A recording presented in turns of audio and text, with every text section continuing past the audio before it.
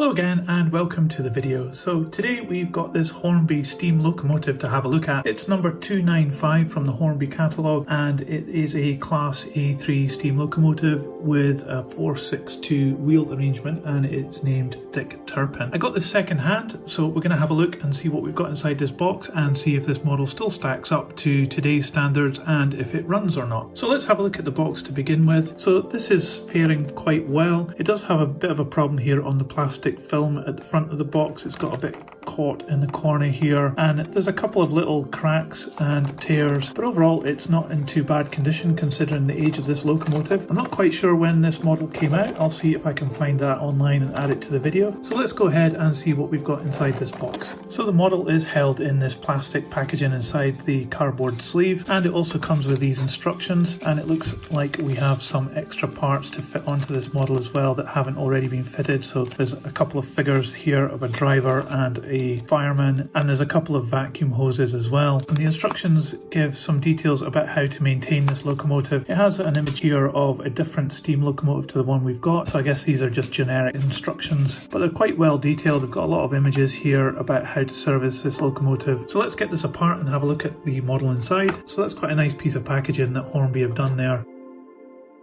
So now I see a bit of a problem here. This piece of the tender just came off in my hands as I tried to pull it off the packaging here, so that needs a bit of a repair.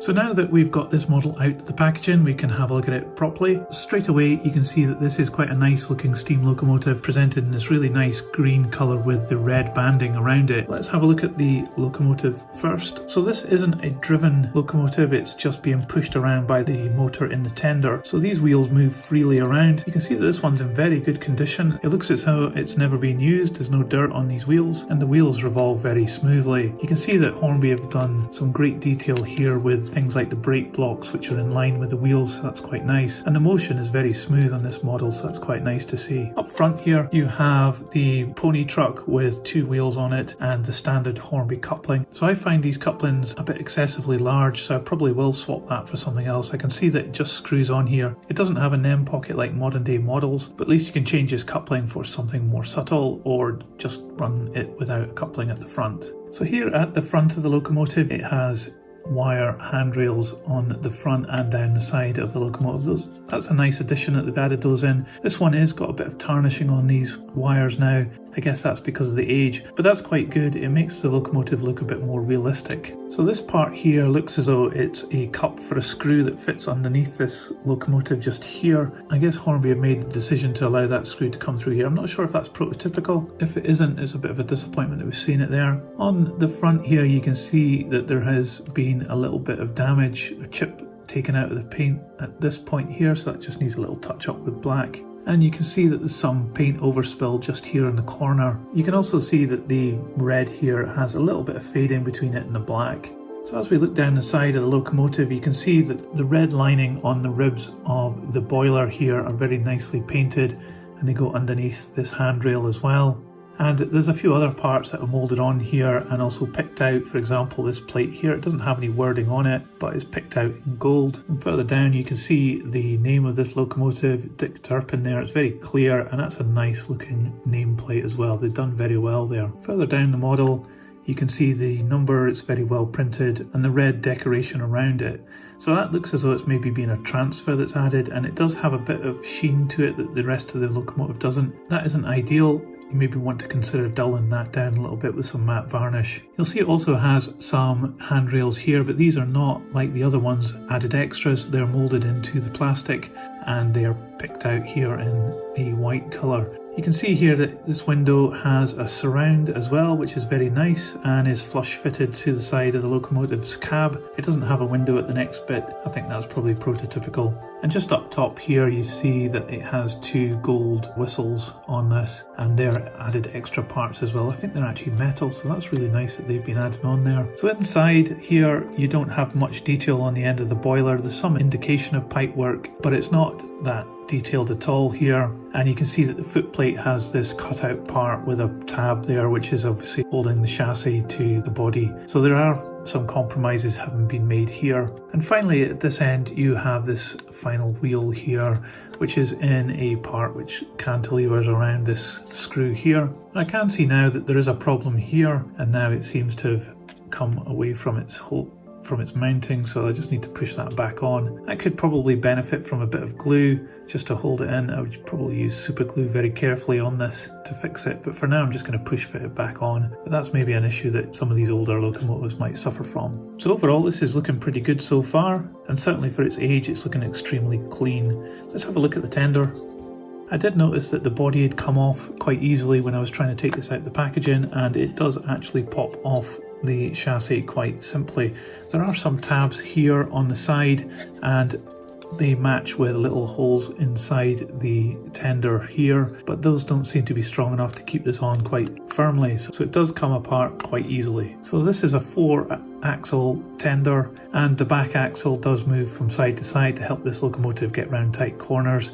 You can see that the coupling is moulded into this piece here, so you can't really change that, which is a bit of a shame. But you can see that the other 3 parts here are all connected to the motor, and quite interestingly here you can see made in Great Britain as well, so that shows the age of this locomotive because now Hornby stuff is made out in China. The motor is a fairly simple affair. It's a flat motor up here. If I turn it around you can see here the actual face of the motor, so you can see that this has had some wear on it. So this model has been used quite a bit. You can see that by the motor having that scarring and dirt on it, but it's not evident from the wheels, so it's obviously been very well cared for. So looking underneath you can see that the 2 outer wheels here on this set of 3 are driven. There are cog wheels on the middle one, but it is actually free moving. So they've used the exact same wheels as you can see on the middle here and the outer one here, with gear wheels on them that they don't actually need. It's only these 2 axles here that are being driven, and you can see that it has traction tyres. So overall this steam locomotive is only really 2-axle driven, even though it's got a lot of axles to it. But we'll have to have a look and see whether it can run good. So let's have a look at this moulding. It's got some indication of handrails moulded into the plastic which have been picked out, and I think that's white or silver again. There's another one at the top of the tender here, and some steps going up to it. And there's indication of lamp brackets at the back here as well, but they're only indications. They don't stick out that much, and you certainly can't hang anything from them. At this end there are a number of little bits and pieces added on to the moulding, so there's some indication of a brake wheel, and also there's this hatch where the coal would be shoveled through by the fireman. But there's not a great amount of detail on this end of the tender. Up top there's an indication of coal, but it's a bit crude by today's standards, but it's certainly okay. That might benefit from some painting and maybe some weathering to make it look more like real coal rather than just plastic coal. And there's this railing round the back of the tender, which is a really nice addition. I think that's actually made of metal, and it's an additional extra part that's been added on. One thing to notice underneath here is that the stud at the bottom of the tender fits into this drawbar here. But one of the really nice things on this drawbar is that it's sprung loaded so that the connection remains the same. It's obviously passing power from the pickups on the front of the steam locomotive to the tender. And that's a really nice design that Hornby have come up with to solve that problem and keep the 2 items together, but allow some articulation for it to get round corners. I'm quite impressed with that. Anyway, let's get this on the rails and we'll see if it works. Okay, let's give it some power and we'll see what happens. Okay, so that's not very promising, nothing happened at all. Let's give it a bit of a push.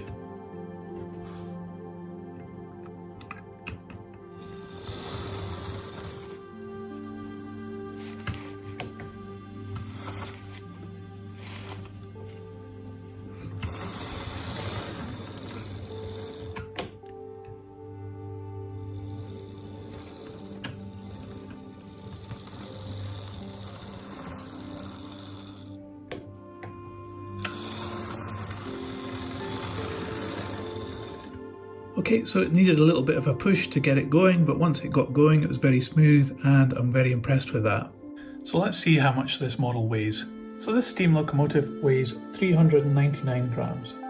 What I did notice there when we were running it on the track was that the mechanism that Hornby have put for the drawbar here with its spring does mean that the locomotive can move independently of the tender just slightly between differences of movement. That's a bit of an annoying thing to happen. I don't think Hornby uses this kind of drawbar anymore, and that's maybe one of the reasons why. But aside from that, this model is looking really good, and it's getting on a bit in age now, but it certainly works very well. It had a little bit of a push to get going, but once it did, it ran really well. It shouldn't have any problems going over things like points as well, because the Locomotive has a lot of pickup points on the wheels on the front, and it passes it to the tender. I'm not sure how much pulling power this Locomotive would have, because it is only 2-axle drive on the tender. With a short rake of coaches, I think it will handle it no problem at all. And I think this model is real testament to Hornby's manufacturing, even back when they were being manufactured in the UK. This model has stood up to the test of time and still looks really clean and works very well. So I'm really impressed with this model, and I think it would make a great addition to your collection if you are modelling UK steam locomotives from the British Railways era. So if you see this around, I would pick it up. One thing to notice just before I wrap up is that the flanges on these wheels are quite